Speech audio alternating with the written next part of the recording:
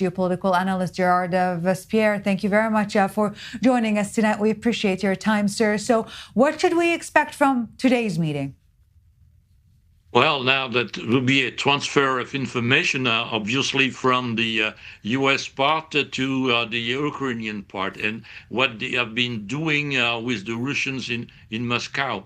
The main problem, the main objective is to try to find a solution to the territorial problem. Mm-hmm. So is there any step that has been made, any progress on this territorial potential agreement between Russia and Ukraine? This state to be seen. And that's probably one of the main topic of that meeting in Florida today. So President Donald Trump said that Witkoff and his son-in-law, Jared Kushner, of course, also in attendance, had a reasonably good meeting with Putin, and that they were under the impression Putin would like to end the war. So in Trump's word, what will it take to turn like to really like to end the war?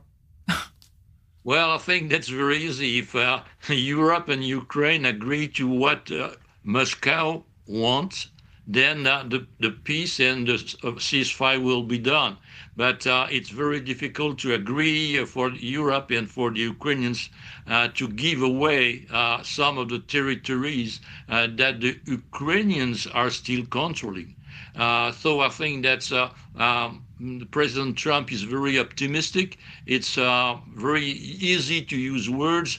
It's very difficult to come to an end, as the 9 months of negotiation running from the beginning of his presidency are showing it. So, Mr. Vespierre, is the mere fact that both Witkoff and Kushner traveled all the way to Moscow to meet Putin, is the mere fact they made all the way there allocating Putin perhaps more power than Washington would like him to have? Well, I don't know that, because you know that there are different partners in this negotiation. You have the two presidential envoys, but you have the State Department, which is playing a very key role as well behind the curtain. So Kushner and Witkoff are only the leading edge of the negotiation, but they are not the backstage.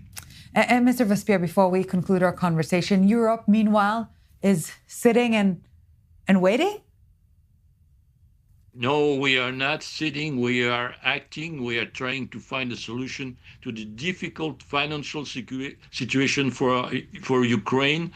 There are very difficult negotiations within the EU concerning the Russian frozen assets, which are based in Belgium. So there are more than $150 billion there, and that's very active. There are very active negotiations going on that very subject. Geopolitical analyst, Mr. Gerard Vespierre, thank you very much, sir, for your time and for your insight. We appreciate it. Thank you.